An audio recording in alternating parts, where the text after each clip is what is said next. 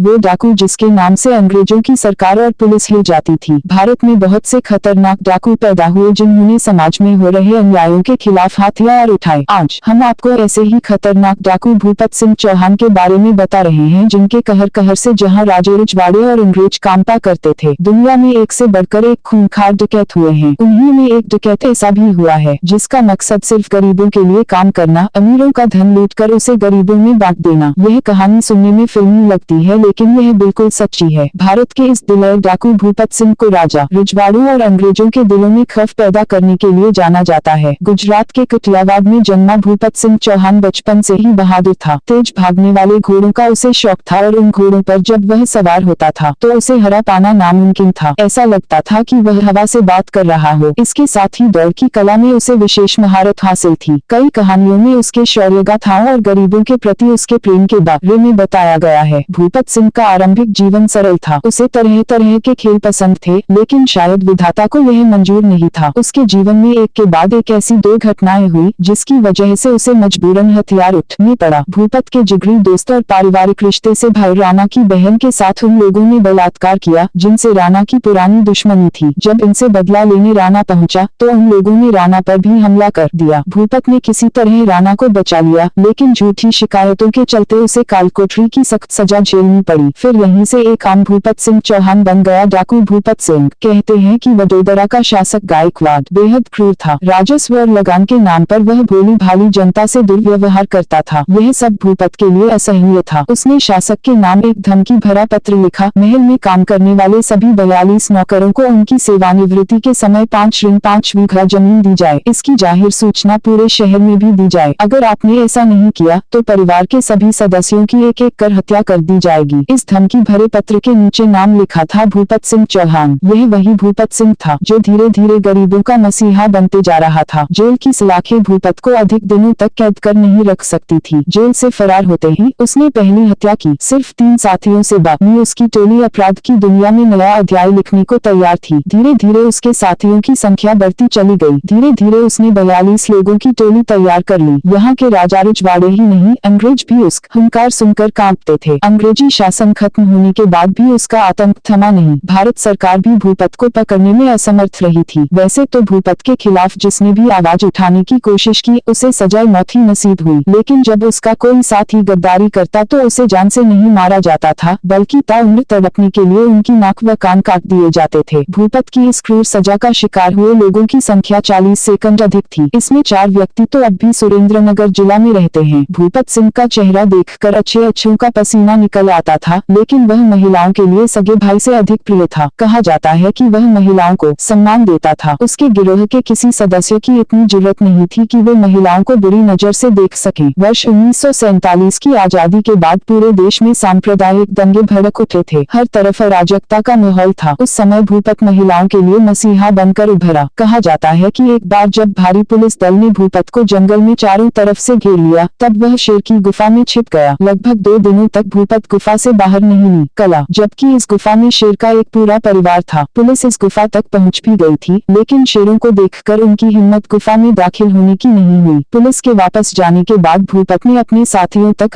यह संदेशा पहुंचाया कि वह पुलिस के चंगुल से अब बाहर है। 60 के दशक में कुछ ऐसी परिस्थितियां बनी कि भूपत कुछ समय के लिए कच्छ से पाकिस्तान चला गया। पाकिस्तान की सेना ने उसे गिरफ्तार कर लिया और उसे घूसपैठ के आरोप में जेल भेज दिया गया। उसे 1 साल की सजा सुनाई गई, लेकिन सजा पूरी होने के बाद भूपत वापस भारत नहीं आया और वहीं स्थायी तौर पर रहने लगा। पाकिस्तान में उसने मुस्लिम धर्म अपना लिया और नाम बदल कर रख लिया अमीन यूसुफ। धर्म परिवर्तन के बाद उसने वहीं एक मुस्लिम लड़की से निकाह किया। उसके 4 बेटे और 2 बेटियां हुई। वह पाकिस्तान से भारत आना चाहता था, लेकिन उसकी यह इच्छा पूरी नहीं हुई। उसने पाकिस्तान की धरती पर ही 2006 में दुनिया से विदा ले ली।